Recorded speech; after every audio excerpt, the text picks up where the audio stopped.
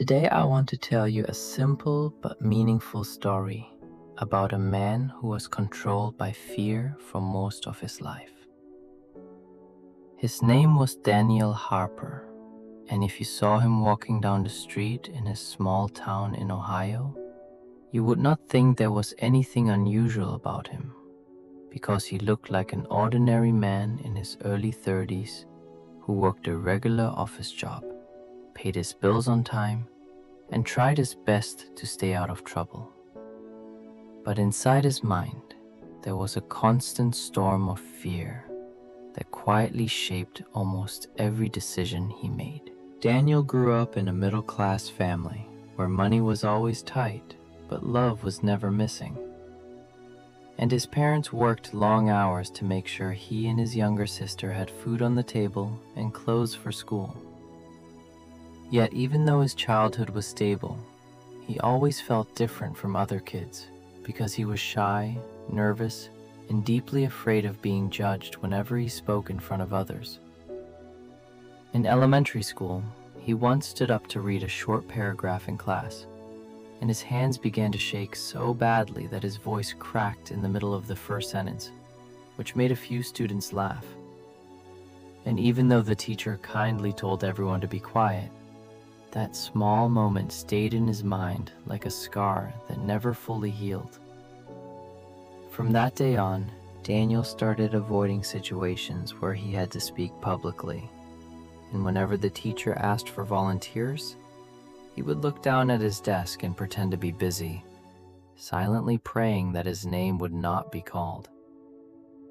As he grew older, the fear did not disappear, but instead it grew stronger and more complicated, because it was no longer just fear of speaking in class, but fear of looking foolish, fear of failing, fear of disappointing his parents, and fear of not being good enough compared to everyone else around him.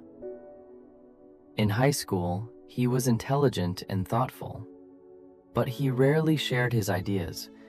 And even when he knew the correct answer, he would stay quiet because he was afraid that if he said something wrong, people would remember it forever and see him as weak. He often compared himself to confident classmates who raised their hands without hesitation and spoke clearly in front of everyone. And he would sit there thinking, why can't I be like that?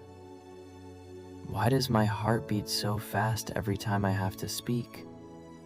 And why do I feel so small, even when I know I have something valuable to say? When it was time to choose a college major, Daniel wanted to study business and eventually start his own company. But he told himself that he was not bold enough to lead others. So instead, he chose accounting because it felt safe, predictable, and hidden behind numbers rather than people. He told his parents, "Accounting is practical and stable," and they nodded proudly, believing he had made a wise decision. But deep inside, Daniel knew he had chosen safety over passion because fear had quietly made the decision for him. College passed in a similar pattern, where he earned good grades but avoided leadership roles, skipped networking events, and stayed silent during group discussions, even though he had creative ideas that could have improved many projects. After graduation, he found a job at a small accounting firm, where he worked long hours reviewing financial reports and preparing tax documents. And while he was grateful to have steady income, he often felt a heavy feeling in his chest whenever he thought about how different his life might have been if he had been braver. One evening, while sitting alone in his small apartment, Daniel stared at his laptop screen after receiving an email about a promotion opportunity at work that required giving a presentation to senior management. And although he had the skills and experience needed for the position, his first reaction was not excitement, but fear. He whispered to himself, What if I mess up the presentation? What if I forget my words? What if they ask a question I cannot answer? And what if everyone sees that I am not confident enough for this role? Instead of preparing for the presentation, he closed his laptop and convinced himself that it was better not to apply at all, because avoiding the risk felt safer than facing possible embarrassment. The next day, he told his manager, "I don't think I'm ready for that kind of responsibility." And his manager looked surprised, but did not argue, simply saying, "All right, Daniel, maybe next time." As he walked back to his desk, he felt a mixture of relief and disappointment. Because he had escaped the fear, but he had also escaped growth.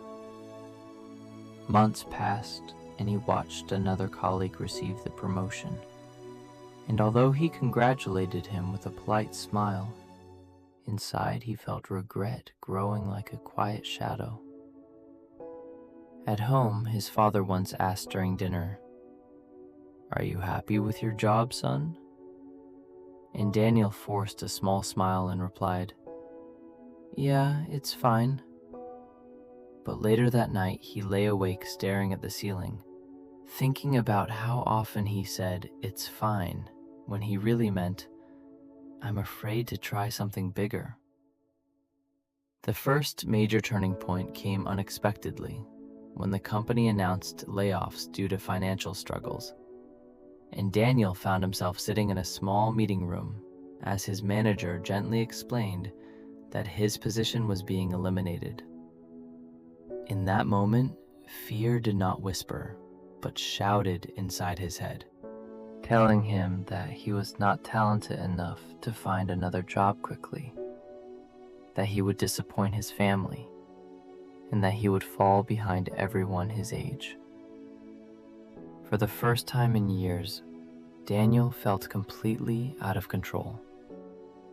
And as he walked to his car carrying a small box of personal items, he felt tears forming in his eyes, because the safety he had chosen so many times had not protected him after all. At home, he sat on the edge of his bed and said softly, "I played it safe, and I still lost." And those words echoed in his mind like a painful truth he could no longer ignore. For weeks, he applied to jobs, but avoided positions that required leadership or presentations, even though those roles paid more and offered better growth, because fear was still guiding him. One afternoon, after receiving yet another rejection email, Daniel felt overwhelmed and broke down in his kitchen, sliding down against the cabinet as tears ran down his face, and he whispered, "Maybe this is all I deserve. Maybe I am just not built for bigger things." That was his dark moment, the point where he truly considered giving up on any dream beyond simple survival. But something small happened the next day that began to change everything. He met his old college friend Marcus for coffee, and Marcus listened carefully as Daniel shared his fears and regrets. And instead of giving dramatic advice, Marcus calmly said, "You know, Daniel, fear never leaves, but it shrinks when you face it in small steps." Daniel looked at him and asked, "What if I fail in those small steps too?" Marcus smiled gently and replied, "Then you learn, and you try again, because confidence is not built by avoiding fear. It is built by walking through it." Those simple words did not magically erase Daniel's fear, but they planted a small seed of possibility in his mind. That evening, instead of applying only to safe jobs, he decided to apply for one position that required giving presentations to clients. And although his hands shook while submitting the application, he told himself, "I am not trying to be fearless. I am just trying to be brave for one moment." He did not get that job, but instead of collapsing emotionally, he forced himself to review the feedback they provided, which mentioned that he seemed nervous during the interview, but had strong technical skills. For the first time, Daniel saw his fear as a skill gap he could work on, rather than a permanent flaw in his identity. He began practicing public speaking alone in his apartment, standing in front of the mirror and delivering short presentations to imaginary audiences. And although he felt silly at first, he noticed that repetition slowly reduced the intensity of his anxiety. He also joined a small local speaking club where members met once a week to practice speeches, and during his first meeting, his voice trembled and his face turned red. But he did not run away. After the meeting, an older member told him, "The fact that you showed up today means you are stronger than you think." And Daniel carried that sentence with him like quiet encouragement. The second major turning point came when he was invited to give a short presentation at the speaking club. And instead of trying to be perfect, he focused on simply finishing without quitting halfway. During the speech, he stumbled over a few words, but he continued speaking. And when he finished, the room filled with supportive applause that felt different from the laughter he remembered from childhood. Driving home that night, Daniel realized that fear had not disappeared, but it had not stopped him either, and that difference changed something deep inside him. Months passed, and through consistent practice, job applications, and small daily acts of courage, Daniel slowly rebuilt his confidence. He eventually secured a role at a growing company where communication skills were important. And although he still felt nervous before meetings, he no longer allowed fear to decide for him. There were days when doubt returned strongly, especially before major presentations. But instead of avoiding them, he would sit quietly, take slow breaths, and remind himself, courage is action in the presence of fear. The final turning point came when he was asked to lead a large client meeting that could significantly impact the company's future. And the old Daniel would have searched for excuses to avoid it. But the new Daniel understood that growth required discomfort. The night before the meeting, he felt anxiety rising again. But instead of trying to escape it, he prepared carefully, practiced his points, and accepted that mistakes were possible, but not fatal. During the meeting, his voice was not perfectly steady, but it was clear. And when questions came, he answered honestly, even admitting when he needed to double-check certain details. After the meeting, his supervisor shook his hand and said, "You handled that with professionalism and honesty." And for the first time in his life, Daniel felt proud. Not because he was fearless, but because he had acted despite fear. Years later, Daniel would reflect on his journey and understand that the real battle was never about eliminating fear, but about refusing to let fear make his choices. He learned that fear often exaggerates consequences in our minds, making small risks look like disasters, and that the only way to reduce that power is through repeated exposure and action. He learned that confidence is not a personality trait given to a few lucky people, but a skill built through practice, patience, and small, brave decisions. He learned that avoiding discomfort may protect you temporarily, but it slowly shrinks your world, while facing discomfort expands it step by step. And most importantly, he learned that failure is not the opposite of success, but part of the path toward it. because every rejection taught him something useful that safety never could. If you are listening to this and you see yourself in Daniel's story, if you recognize that quiet voice of fear that tells you to stay small, to stay silent, and to stay safe, I want you to understand that fear is not proof that you are weak, but proof that you are standing at the edge of growth. You do not need to become fearless overnight, and you do not need to take giant leaps that terrify you completely.